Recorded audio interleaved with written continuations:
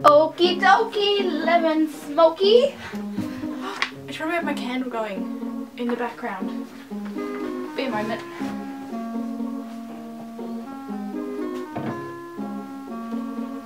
It's a bit better. Alright, let's go. Hey guys, what is up? It's Laura and welcome back to the dog blog. I have like something at the back. So for today's video, I am doing something that was requested by one of my viewers, and when I saw this comment on my Instagram page, I instantly went, yes, that is the best idea. I'm definitely going to do that because it's going to help so many people out there. Today's video is an agility video, and today I am going to be talking you guys through all of the agility terminology. So today's video is basically going to be an agility dictionary / terminology video where I explain to you guys all of the terms in the agility world and give examples and pretty much explain to you what they mean and how to do them.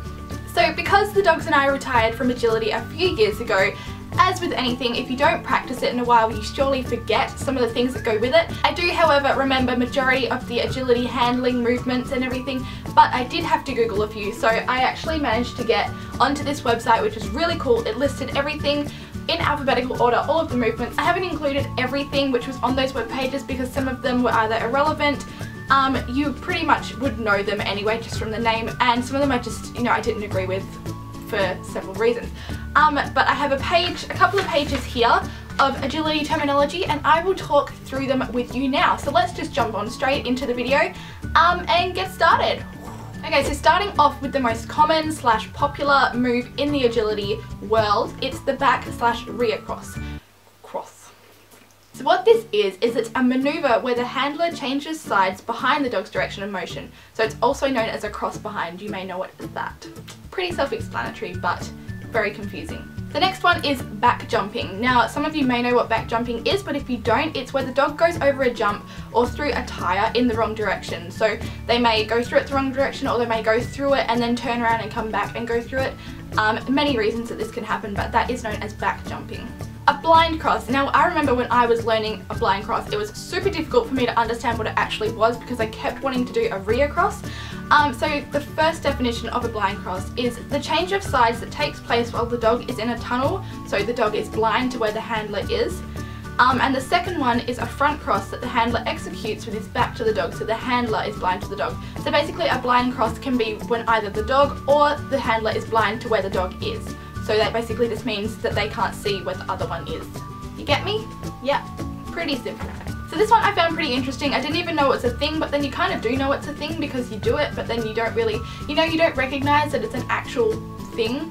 If you get me? So this one is blocking, and it's a handling maneuver in which the handler attempts to prevent a dog from taking the wrong obstacle by standing in front of or blocking the dog's approach to the incorrect obstacle. You would use this if you were on a course, say in a competition, and you were guiding your dog and there's an obstacle which is right in front of the dog, which is in their natural path, they call it, and your dog is going to go over that, but it's not the correct obstacle, if you get me, so they need to go over a different one, and so you stand in front of it and you block your dog from going over it. So that is blocking. It's pretty simple.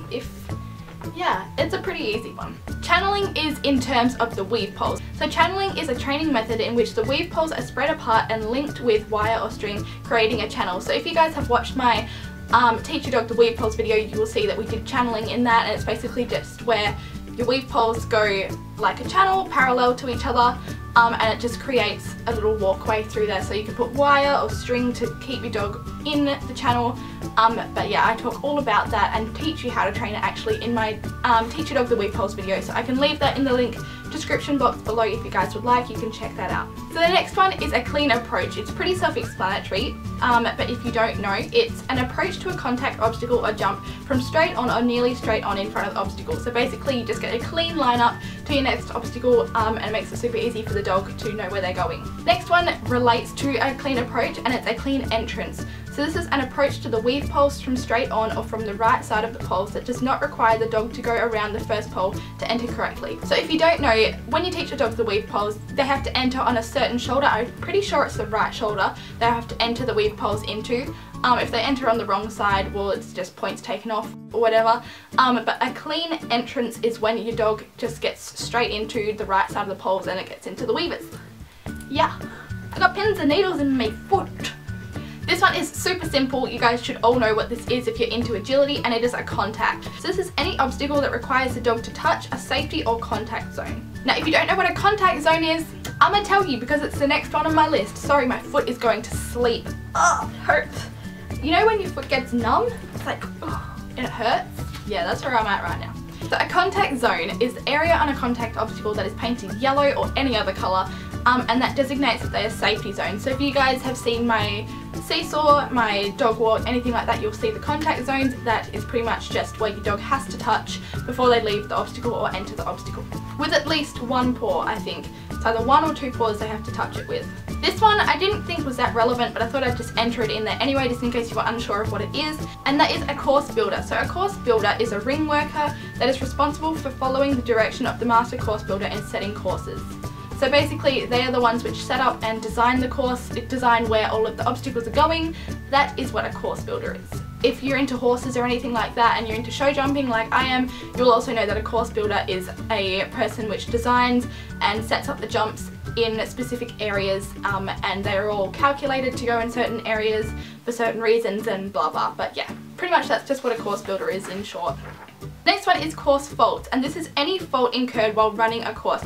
So errors such as refusals, displaced poles, missed contacts, and off courses are course faults. This is if your dog hits a bar, or as they say, they refuse a jump, or they don't touch the contact zone. You know, anything like that is a course fault, and it pretty much just means that you don't get a clear round, which means you might not get a certificate, anything like that, but they're not really the end of the world. They're not really that big of a deal.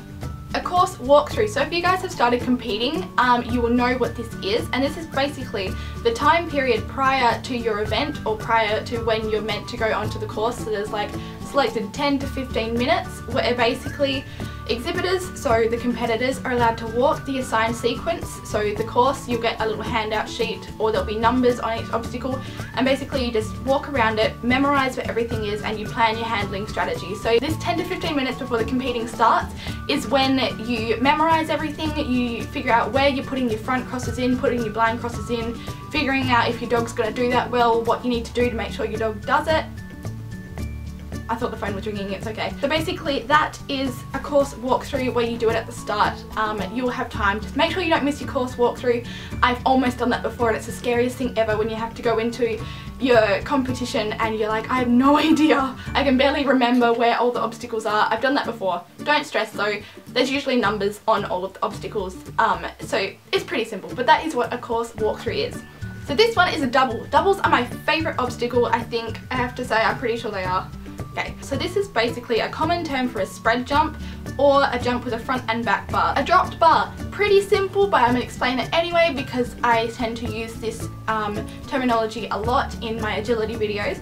So basically a dropped bar is a bar on a jump that is knocked down by the dog. This performance is faulted. So when your dog hits the bar, you'd lose a couple of points. Not a biggie, but you want to try and avoid it if you can. A dummy jump, these are dangerous. Try and avoid dummy jumps.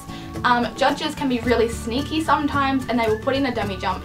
And basically a dummy jump is a jump that is not part of the numbered course, so it's not actually part of the course, but the jump has been intentionally placed by the judge in the path of the dog to create a potential off course. Pretty much like a trick. They're like a trick question, I guess you could say. The next one is the flow, and this is the smoothness with which so this one is the smoothness with which a dog and handler can move from one obstacle to the next without interruption.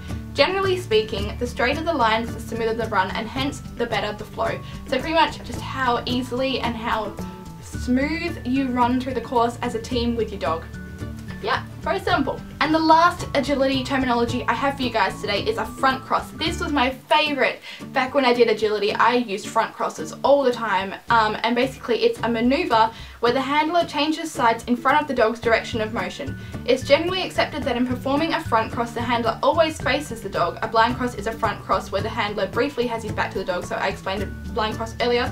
And a front cross is also known as a Belgian cross or Axford axel. Front crosses are really beneficial for if you need to suddenly change which side you are of the dog. So if you're on the right side of the dog and you need to be on the left side of the dog to guide them up to a jump, you can do a front cross or you can do a blind cross.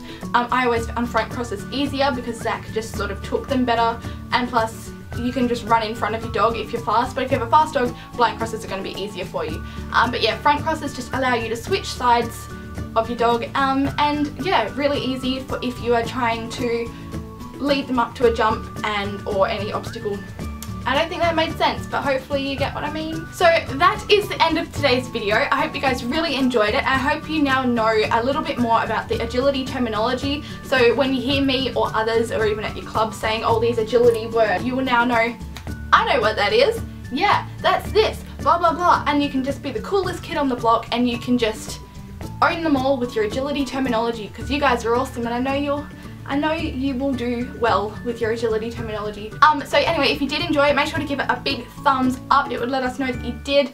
If you have any other agility terminology or questions about that, leave it down below and we'll answer them there, or we'll answer them in another video for you guys. But yes, I hope you now have...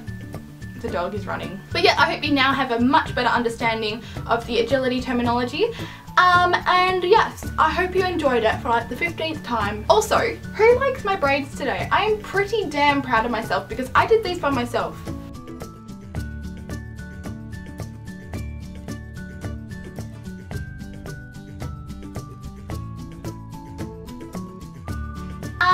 And I will see you, and the dogs will see you next time. Love you guys so much.